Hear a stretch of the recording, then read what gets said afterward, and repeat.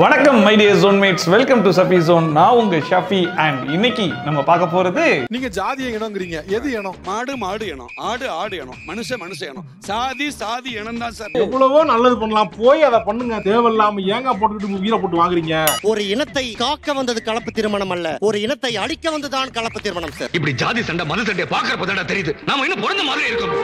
அதுக்கப்புறம் எதுக்குடா போட்டுக்கிறது சட்டை? அந்த பையன் நல்ல பையனை கட்டி வைப்பீங்களா? கட்டி வைங்க சார். சார் கட்டி வைங்க சார். காட்டுறேன் சார். பையன் நல்ல பையனை கட்டி வைப்பீங்களா? முடியாது. கட்டி வைங்க சார். முடியாது. ஆட போகடா கொய்யாகோ. Nice sorry.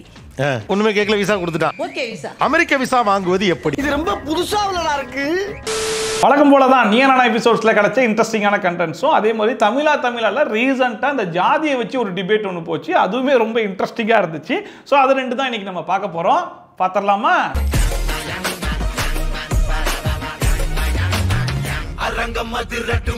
பட்டுப்பட வேண்டவுடன் உங்கள் மனதில் தோன்றுவது என்ன? ஒவ்வொரு பட்டுப்படைக்கும் ஒரு ஒரு கதை இருக்கு சார். ஒண்ணு விடாம போடாதுன்னு சொல்றேன் சார். சொல்லு 25th வெட்டிங் டேக்கு எனக்கு எடுத்து கொடுத்தாரு சார். அது பிரிச்சு பாரு. அது நீ போடவே. எனக்கு 2 பசங்க யூஎஸ்ல இருக்காங்க சார். விசா இன்டர்வியூக்காக நானும் எங்க ஹஸ்பண்டும் ரீசெண்டா போனோம் சார். சரி அப்புறம் என்னாச்சு?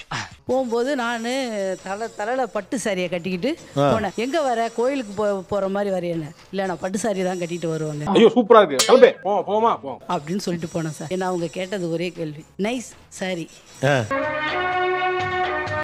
Nice sorry. ஒண்ணுமே கேட்கல, விசா கொடுத்துட்டான். Okay visa. அமெரிக்க விசா வாங்குவது எப்படி? என்னடா இது புதுசால இருக்கு? இது ரொம்ப புதுசா உள்ளதா இருக்கு. அவன் யூஎஸ் விசா வாங்குறதுக்கு எவ்வளவு கஷ்டப்பட்டுக்கிட்டு இருக்கான். இவங்க பட்டு சாரி கட்டு போன ஒரே காரணத்துக்கு நைஸ் சாரி இந்தாங்க உங்க விசா அப்படின்னு சொல்லி கையில கொடுத்துட்டாங்களாம்ல. Nice sorry. ஒண்ணுமே கேட்கல, விசா கொடுத்துட்டான். Okay visa. விசா வந்துருச்சுல. விசாவா எங்க குண்டா? இதை பார்த்துட்டு இதுக்கப்புறம் சரி ரைட், நம்மளுக்கு எந்த ப்ரிப்பரேஷனும் தேவையில்லை, எந்த டாக்குமெண்டேஷனும் தேவையில்லை. நல்ல பிராண்டடா ஒரு பட்டு சேலையை வாங்கி கட்டிக்கிட்டு நேரா போய் விசா கொடுங்கன்னு சொல்லி கேட்டா கொடுத்துருவாங்கன்னு நம்பி போனீங்கன்னா விசா கிடைக்காது. வெளியே தொசா வேணா கிடைக்கும். இல்ல இது என்ன காமெடி? இதுக்கு சிரிக்கிறீங்க நீங்க? இந்த பட்டு சேரியால பல பயன்கள் இருக்கு அப்படிங்கறதெல்லாம் நம்ம கேள்விப்பட்டிருப்போம். ஆனா இப்படி ஒரு பயன் இருக்கு அப்படிங்கறத கேட்கும் போது உண்மையிலேயே புதுசா இருக்குடே, புதுசா இருக்கு. ஆனா இது புதுசா இருக்குனே. புதுசா இருக்கு.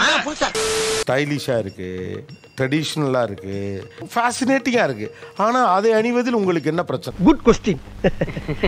இப்போ நார்மலா ஒரு பட்டு சேரி முழுசா முடிக்கிறதுக்கு 2000ல இருந்து 3000 அந்த பட்டு புழுக்களை வந்து கொல்லுவாங்க. அன்று நான் அதிர்ச்சி அடைந்தேன், மன உளைச்சலுக்கு ஆளானேன். கொண்டு தான் அதை எடுக்கும் போது அது ஒரு மாதிரி போட தோணாது சார். இதாங்க வல்பன்றது. கொண்டு அதை போட்டு அப்படி சிக்கன் மட்டன் சாப்பிடும்போது நல்லா இருக்கா? அது வேற டாபிக் மேம். வெஜ் நான்வெஜ் அது அப்படி போகும். வேற டிபார்ட்மெண்ட். என்ன புரியுது? எப்படி உயிரோட சாப்பிடுறீங்களா? சார் நான் சிக்கன் சாப்பிடுவேன் சார். டேங்க வாடா. ஏமா நீ சிக்கனும் சாப்பிடுவியா? அப்ப அது மட்டும் உயிர் இல்லையா? அதை கொல்லாம அப்படியேவா சாப்பிடுறீங்க? இதுக்கான பதில் எங்க ஐயா சொல்லுவாரா? அது வேற டாபிக் மேம். வெஜ் நான்வெஜ் அது அப்படி போகும். நான் கூட இந்த பிள்ளை பேசுறதெல்லாம் வச்சு பார்க்கும்போது வீகனா இருக்கும் போல இருக்கு, அதனாலதான் அப்படி பேசுதுன்னு நினைச்சேன். ஆனா நான்வெஜ் எல்லாம் சாப்பிடுமா? லெதர் பேக் எல்லாம் கூட யூஸ் பண்ணுவாங்க. ஆனா பட்டு புடவையில கொல்லக்கூடிய அந்த பூச்சி இருக்கு பாத்தீங்களா, அதுதான் இவங்களுக்கு டிஸ்டர்பன்ஸா இருக்குதான். கொஞ்சமாவது ஈவு இருக்கு அவங்களுக்கு. உங்களுக்கு ஒரு பட்டு புழுவை கொண்டு ஒரு பட்டு புடவையா அப்படின்னு சொல்ற ஆளா இருந்தா உண்மையாவே நீங்க எல்லாத்துலயும் இப்படி இருந்தாதான் அந்த கொள்கையை பத்தி பேசலாம். ஐயா மன்னிச்சுக்கங்க ஐயா. இவ்வளவு எதுக்கு நீங்க போட்டிருக்க எல்லாமே கூட ஏதோ ஒண்ணு கொன்னதுதான். கோட்டை எடுத்து அமிச்சிட்டாரா? இதுக்குதான் மூடிட்டு இருக்கணும்ன்றது. அப்புறம் அது வாங்குறப்ப அது ஒரு வருது சார் மைண்ட்ல. அது அதனால பட்டு புடவை வாங்கும் போது மட்டும் பட்டுப்புழு மனசுக்குள்ள வருது. கடையில போய் சிக்கனை வாங்கும் போது சிக்கனை கொண்டு தானே வாங்குறோம் அப்படிங்கிறது மனசுக்குள்ள வர மாட்டேதான். ஒரே குழப்பமா இருக்கு. 2000ல இருந்து 3000 அந்த பட்டு புழுக்களை வந்து கொல்லுவாங்க. அது ஒரு மாதிரி போட தோணாது சார். நான் சிக்கன் சாப்பிடுவேன் சார். நான் சொல்றது உங்களுக்கு புரிஞ்சுதா? கடைசியா புரிஞ்சுதானே கேட்டீங்களா? அது மட்டும் புரிஞ்சுது சார். எனக்கு தெரிஞ்சு ஒண்ணு அந்த பிள்ளைக்கு பட்டு புடவையே பிடிக்காம இருக்கலாம், இல்ல அந்த பட்டு புடவையை கெட்டுறது பிடிக்காம இருக்கலாம். இது ரெண்டுல ஏதோ ஒன்னதான் இருக்கணும். ஆனா பட்டு புடவையை உருவாக்குற முறை இருக்கு பாத்தீங்களா, அதுல அந்த புழு பூச்சி எல்லாம் கொள்றாங்க பாத்தீங்களா, அது எனக்கு பிடிக்கலன்னு சொல்லி சொல்றதுதான் கொஞ்சம் கூட நம்புற மாதிரியே இல்ல. நம் ராஜதந்திரங்கள் அனைத்தும் வீணாகி விட்டதே. இன்னும் பயிற்சி வேண்டுமோ? ஒரு சின்ன விஷயம் சார். ஏன்னா இனத்தோட தான் சார் சேரணும். இது மாறுச்சுன்னா அது அறிவியலுக்கு மாறணும். அவர் இந்த உலகத்துக்கு ஏதோ ஒரு முக்கிய செய்தி சொல்ல வராரு. அவர் பேசும்போது தமிழ் ஒரு இனம்ங்கறாரு, நீங்க ஜாதிய இனம்ங்கறீங்க. எது இனம்? நான் இல்ல, மாடு மாடு இனம், ஆடு ஆடு இனம், மனுஷ மனுஷ இனம், சாதி சாதி இனம் தான் சார். எவ்வளவோ நல்லது பண்ணலாம், போய் அதை பண்ணுங்க. தேவையில்லாம ஏங்க போட்டுக்கிட்டு உயிரை போட்டு வாங்குறீங்க? ஒரே ஒரு நிமிஷம் இங்க வாங்களேன். இப்ப நீங்க என்ன ஜாதி எனக்கு தெரியாது. உங்க ஜாதியை சார்ந்த யாரோ ஒருத்தங்க இருக்கான். கண்டுபிடிங்க பாப்போம். செருப்பால அடிச்ச மாதிரி இருக்கு. சரியான கேள்வி. அந்த மனுஷனே சொல்றாப்புல ஆடு ஆடு இனம், மாடு மாடு இனமா, மனுஷன் மனுஷ இனம் தானா? அப்ப எல்லாருமே மனுஷன் தானே. அப்ப அதுக்கு அடுத்துதான் என்ன ஜாதி ஜாதி இனம்னு சொல்லி பிரியுது. மனுஷ மனுஷ இனம், சாதி சாதி இனம் தான் சார். ரெண்டுமே ஒரே சம்பவம் தானே, அதையும் பிரிக்கிறீங்க? சரி பிரிச்சுக்கங்க. ஆனா ஆவுட எப்பன்னு கரெக்டா கேட்டாப்புல ஏன்னா இனத்தோட தானே சேரும். அப்போ உங்க இனம் உங்களுக்கு தெரியணும்ல, எங்க கண்டுபிடிக்க அப்படின்னு சொல்லி கேட்டா அப்படி தேடிக்கிட்டு இருக்காப்புல. உங்க ஜாதியை சேர்ந்த யாரோ ஒருத்தங்க இருக்கான், கண்டுபிடிங்க பாப்போம். என்னப்பா அது பெரிய தொல்லை, காலம் வராதப்பா. சரி இனத்தை பார்த்தா கண்டுபிடிக்கணும்ல, கண்டுபிடிங்க. இல்ல சார், எனக்கு உங்களை பார்த்தா மாதிரி தெரியுது, இவ்வளவு பேருக்கு தெரியல, எனக்கு உங்களை பார்க்க தெரியுது. நீங்க சொன்னது தப்பும் கூட, அது கிடையாது. நீங்க இனத்தோட தெரியும் சேரும். நீங்க சிங்கங்க ஒரு இனம் இருக்கு, சிங்கத்தை பார்த்தா சிங்கம் தெரியும், புலியை பார்த்தா புலின்னு தெரியும். உங்க இனத்தை கண்டுபிடிங்க சார். செம்மையா கதைக்கிற மச்சி. சொல்லுங்க. ஏன் இனம் இந்த இருக்கு சார்? இங்க வாங்க. ஓகே, இந்த பக்கத்துல இருக்கவங்கள யார் உங்க இனம் சொல்லுங்க சார். என்னங்க எதையுமே சொல்ல மாட்டீங்க? சோத்திரை அடி வாங்கியாச்சு, சேத்திரை அடி வாங்கியாச்சு. உங்க ஜாதியே ஒரு இனம்னு சொல்றீங்க, அப்ப இனத்தை பார்த்தா தெரியணும். இனத்தை பார்த்தா தெரியுதான்னு கேக்குறேன், உங்களால சொல்ல முடியல. எனக்கு தெரியல சார். ஜாதிங்க யாரும் கிடையாது. அப்ப ஜாதி இனம் கிடையாது. உட்காருங்க. ஜாதி இனம் இருக்கு, என் இனங்க இல்ல சார். ஒன்னும் வீல திருத்த முடியாது, அவ்வளவுதான். ஜாதியெல்லாம் எவன் நினைஞ்சாலும் சரி, என்ன நினைஞ்சாலும் சரி, அதெல்லாம் அழிக்கவே முடியாது அப்படிங்கிறதுக்கு ஒரு பெஸ்ட் எக்ஸாம்பிளே இதுதான். ஜாதி இனம் கிடையாது. உட்காருங்க. ஜாதி இனம் இருக்கு, என் இனங்க இல்ல சார். ஜாதி மதம் சொல்றீங்களே, உங்க உடம்புல இருந்து உயிர் போச்சுனா மீறி சுடுகாடு தானடா, அதுக்கே அடிச்சுக்கிறீங்களே, வெக்கமால? ஆவுடைய போன முடிஞ்ச அளவுக்கு அந்த மனுஷனுக்கு ரொம்ப எளிமையான முறையிலேயே புரிய வைக்கலாம் அப்படிங்கிற அளவுக்கு முயற்சி பண்றாப்புல. ஆனா கடைசி வரைக்கும் அந்த மனுஷன் நான் பிடிச்ச முயலுக்கு 3 கால் தான். ஏன் இனம் ஜாதி இனம் தான், எனக்கு முக்கியம் ஜாதி தான் ஒத்த காலம் நின்று இருக்காப்புல. சாதி உண்மையா?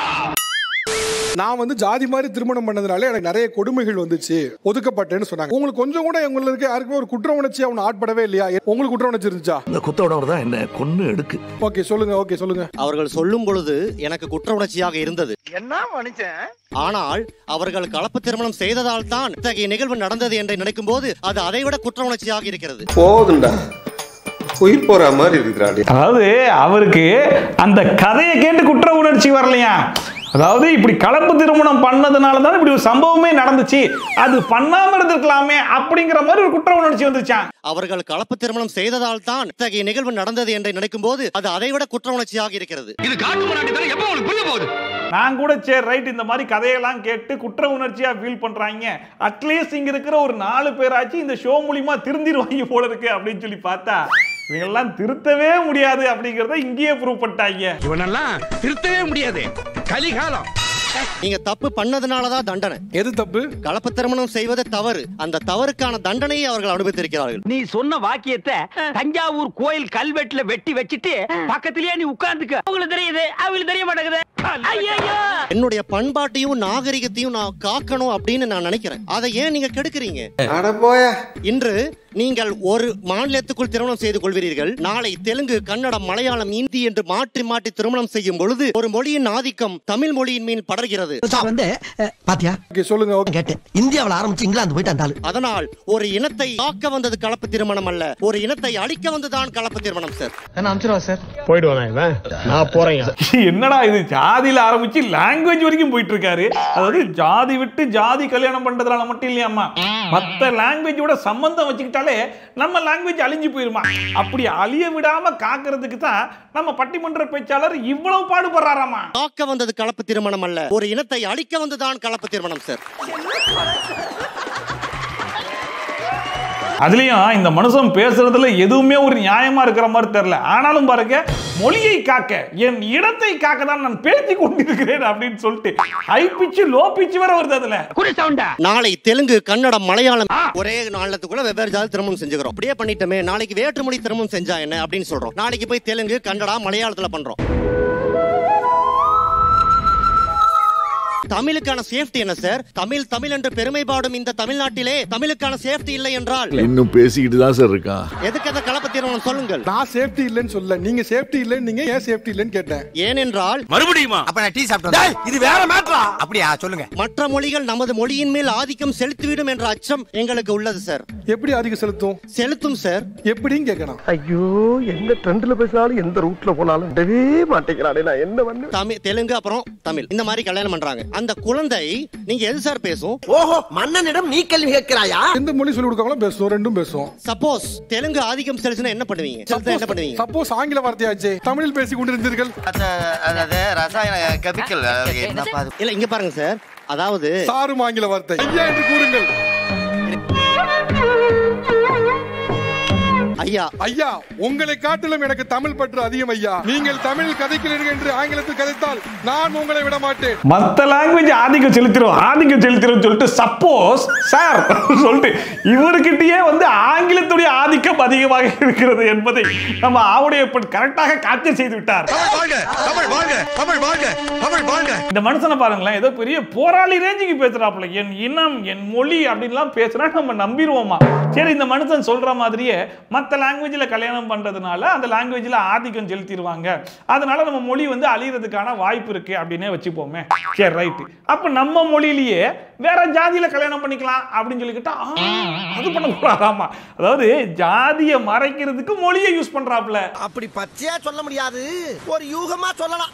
ஜாதிக்காக உன் காதலை தியாகம் செய்து விடு அப்படிங்கிறாங்க. இதுல நீங்க எங்க நிக்கிறீங்கன்னு கேக்குறேன். எனக்கு தியாகம் பண்ண வேணாம் சார், அதை நீங்க புரிதலோட அவங்கள ஒத்துக்க வைங்க. நம்ம எல்லாம் காட்டுவாசிகளா தெரிஞ்சுக்கிட்டு இருந்தோமே, நம்மள மனுஷங்களா மாத்துறதே அந்த காதல் தான் சார். ஒத்துக்குவாங்க சார். சார் மனிதர்கள் இல்ல சார், குவாலிட்டி இருக்கா? மீசன் இருக்காருல்ல, அவர் வீட்ல வந்து ஒத்து பரம் கேளுங்க. அவருக்கு எனக்கு ஆர்கியுமென்ட் சார். மைக் கொடுங்க, அவர்கிட்ட கொடுங்க. அண்ணா, ஜாதிங்கிற பேர்ல காதலே அழிக்கிறீங்கன்னு உங்க மேல பெரிய குற்றச்சாட்டு. எப்படா? நன்றாக பார். நீங்க காதல் அழிக்கிற பெண்கள் தவறான இடத்துல போய் மாட்டிக்கிறாங்கன்ற ஒரு விழிப்புணர்வு தரீங்க, அது மட்டும்தான். அந்த பையன் நல்ல பையனை கட்டி வைப்பீங்களா? கட்டி வைங்க சார். என்ன தொண்டை வெளியே வந்து விழுந்துரும் போலயே.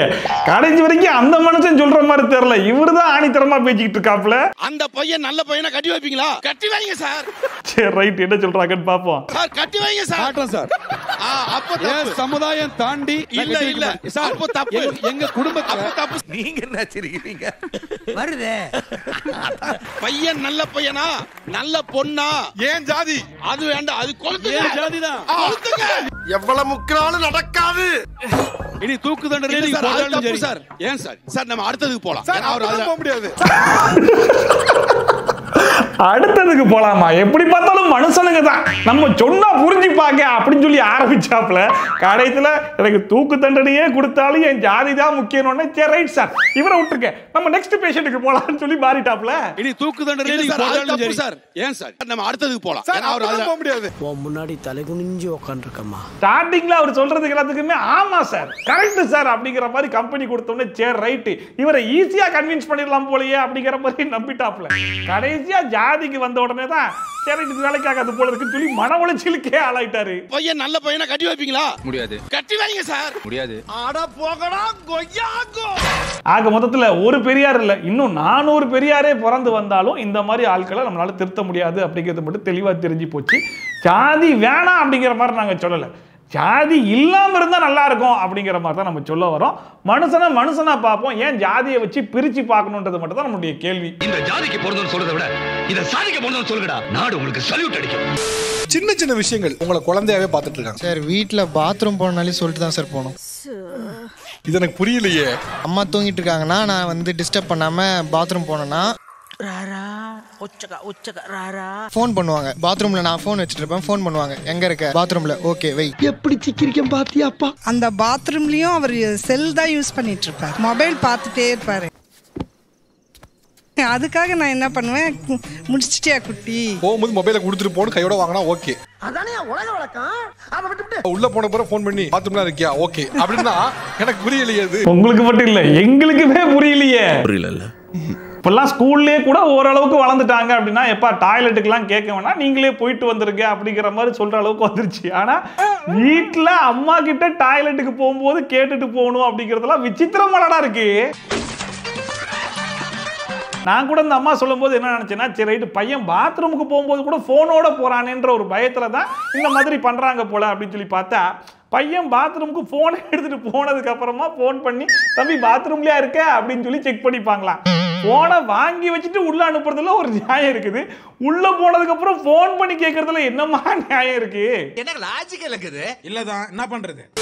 வேற எந்த சின்ன விஷயத்துல இன்னமும் வந்து உங்களை குழந்தையாவே பார்த்துட்டு இருக்காங்க? சார் நம்ம ஸ்கூல் படிக்கும்போது லீவ் போட்டா அம்மா ஃபோன் பண்ணி சொல்லுவோம்ல, போனங்கம்மா போனங்க ஆஃப். அத மாதிரி இப்போ நான் ஒரு பேங்க்ல ஒர்க் பண்றேன். எனக்கு 31 வயசு ஆகுது சார். எனக்கு ஒரு பொண்ணு இருக்கா. எனக்கு லீவ் கேட்டுட்டு இருக்காங்க என் மேனேஜர்ட்ட ஃபோன் பண்ணி. இதுல எப்படி லாஜிக் இருக்கு எனக்கு புரியல. நான் போய் நிக்க, அவரு டேய் என்னடா பண்ற அப்படி, என்ன சார் ஆச்சு அப்படின்னா, உங்க அம்மா எனக்கு லீவ் சொல்றாங்கடா கால் பண்ணி. லெட்டர் ஃபார்மேட்டே வச்சிருக்காங்க சார், லீவ் லெட்டர். மொத இப்படி இருக்க என்னடா நான் என்னடா பண்ணேன்? இந்த தடவை எனக்கு தேல் கடிச்சிட்டு சார். எங்க அம்மாட்ட சொல்லாதேன்னு ஒய்ஃப்ட்ட சொல்லிட்டு போயிருக்கா. அவ எப்படியோ சொல்லிட்டா, நான் லீவ் போட முடியாது, மீட்டிங் போய் தான் ஆகணும்னு போயிட்டு. உங்க அம்மா லீவ் சொல்றாங்க, நீ வந்த அப்படிங்க. தர்ம சங்கடமா தான் இருக்கும். அவங்க நான் கேட்க சொல்றேன்னு நினைச்சிட்டு இருக்காங்க ஆபீஸ்ல எல்லாரும். இவ்வளவு கஷ்டமா? அதாங்க எனக்கு அப்ப இருந்து தலை சுத்திட்டே இருந்திருக்கு. எல்லாம் லீவ் போறதுக்கு நல்லா பிளான் பண்ணிருக்கேன் அப்படிங்க. யார் சார் நம்புவா? இதை பார்த்துட்டு எல்லா பசங்களும் அவங்க அம்மா விட்டு ஃபோன் பண்றாங்க சார். இப்போ அதான் ஆபீஸ்ல பிரச்சனை. கடைசியா சொல்றதுக்காக ஹைலைட், இந்த மனுஷன் பண்றதை பார்த்துட்டு சரி ரைட் ஐடியா நல்லா இருக்கே, நம்ம ஏன் இம்ப்ளிமெண்ட் பண்ணக்கூடாதுன்னு சொல்லிட்டு 50 பேர் அந்த ஐடியாவை ஃபாலோ பண்ண ஆரம்பிச்சிட்டாங்களா? Idea fantastic. நம்ம வீட்டிலலாம் எனக்காச்சும் ஒரு நாள் எமர்ஜென்சிக்கு அம்மா ஒரு வாட்டி ஃபோன் பண்ணி சொல்லேம்மா அப்படின்னு சொன்னா, எருமாடு வயசாகுது நீயே சொல்றா அப்படிங்கிற மாதிரி சொல்ற ஆட்கள் மத்தியில் பையன்கிட்ட கேட்காம அம்மாவே கால் பண்ணி லீவ் சொல்றதுலாம் உண்மையிலேயே வரம் தானே. Mummy I love you. But அப்படி இருந்தாலும் ஒரு தடவை 2 தடவைனா பரவாயில்ல, எப்பயுமே அப்படின்னா ஆபீஸ் சைட்லயும் கொஞ்சம் யோசிக்க தர செய்யணும். சத்திய சோதனை. கவலைப்படாதீர்கள், முடி கொட்டுவதை நிறுத்திவிடலாம். இதை சரி பண்றதுக்கு நமக்கு தேவை யோகா, மெடிடேஷன். சிரசாசனம் பண்ணலாம். சிரசாசனம்னா தலையில நிக்கிறதா? தலைகீழ நிக்கிறது. பண்ணுவீங்களா? மாப்ள எல்லாம் வெச்சா டெஸ்ட் பண்ணுவீங்க. ஆனா ஒண்ணு கூட விடல போட்டுருக்கீங்க, எல்லாம் ட்ரை பண்ணிக்கங்களே. தலைகீழ நின்னு செவுத்து மேல கால் வச்சு அது ஒரு 10 மினிட்ஸ்க்கு அப்புறம் கண்ணல ரெட்டிஷ் ஆயிடும். அது ஒரு 1 மந்த் ட்ரை பண்ண, அப்படியே ஒண்ணும் இல்ல, அவ்வளவுதான். எந்த பயனும் இல்ல. சிரசாசனம் வந்து 10 மினிட்ஸ் பண்ணவே கூடாது, 3 மினிட்ஸ் தான் பண்ணணும். நம்ம அதிகமா இருந்தா அதிகமா வரும்னு ஒரு நம்பிக்கை தானே. ஒரு நிமிஷம் பண்ணா 2 நிமிஷம் பண்ணா எவ்வளவு வளரும்? ஒரு 10 நிமிஷம் பண்ணாதானே நிறைய வளரும் அப்படிங்கிற மாதிரி யோசிச்சார் போல இருக்கு. நம்ம அதிகமா இருந்தா அதிகமா வரும்னு ஒரு நிமிஷம் 1 சென்டிமீட்டர், 2 நிமிஷம்ல 2 தம்பி வந்து 10 சென்டிமீட்டர் ட்ரை பண்ணிருக்காப்ல. எதுக்காக ட்ரை பண்ணீங்க சிரசாசனம்? உங்ககிட்டயே சொல்றேன், உட்கார் ப்ளீஸ். ரத்த ஓட்டம் வந்து அவங்க சொன்ன மாதிரி கம்மியா இருக்கும், அந்த மாதிரி ஒரு சிலர் சொன்னாங்க. அதனால தான் நான் அதை ட்ரை பண்ண ஆரம்பிச்சேன். ஒரு முடி வந்துச்சா இல்லையா? அப்ப வரைக்கும் இங்கதான் ஏறி இருந்தது, முன்னாடி கொண்டு ஆரம்பிச்சிச்சு. ரத்த ஓட்டம் ரொம்ப ஓடிடுச்சு போல இருக்கு. முன்னாடி மட்டும் இல்ல, பின்னாடி இருக்கிற முடியும் சேர்த்து கொட்டி போச்சாப்ல. ஆனா இந்த முடி கொட்டுற பிரச்சனை மட்டும் ஒரு சாதாரண பிரச்சனை எல்லாம் கிடையாதுங்க. அது ஒரு மன உளைச்சலை உருவாக்கிடும். அதுக்காக என்னென்ன இருக்குதோ அது எல்லாத்தையும் ட்ரை பண்ணி பார்ப்போம். அப்படி ட்ரை பண்ணும்போது அது பாசிட்டிவா ஒரு பக்கம் வந்தாலும் நெகட்டிவா வரும்போது இன்னும் மன உளைச்சல் ஆகி போகும். அப்பாவுக்கு சொட்ட, உனக்கு சொட்ட கன்ஃபார்ம். சாலந்தானிக்கு வீடியோ, நீங்க இந்த வீடியோ பார்த்து கொஞ்சமா என்ஜாய் பண்ணிருப்பீங்கன்னு நம்புறேன். ஒருவேளை நீங்க என்ஜாய் பண்ணீங்கன்னா அது மறக்காம கமெண்ட் செக்ஷன்ல சொல்லுங்க. இதே மாதிரி ட்ரோல்ஸ் அண்ட் ரிவ்யூஸ்லாம் நீங்க கண்டினியூஸா பார்க்கணும்னு வச்சீங்கன்னா மறக்காம சப்ஸ்கிரைப் பண்ணிட்டு பக்கத்துல இருக்க பெல் ஐகானை டான் தட்டி விட்டீங்கன்னா நான் போடுற வீடியோ நோட்டிஃபிகேஷன்லாம் டான் டைம்க்கு வந்து சேர்ந்துரும். ஸோ மீட் இது மாதிரி சூப்பரான வீடியோட, சூப்பரான ரிவ்யூவோட, சூப்பரான ட்ரோலோட உங்களை சந்திக்கிறேன். Then bye from Shafi. Tata, bye bye and take care.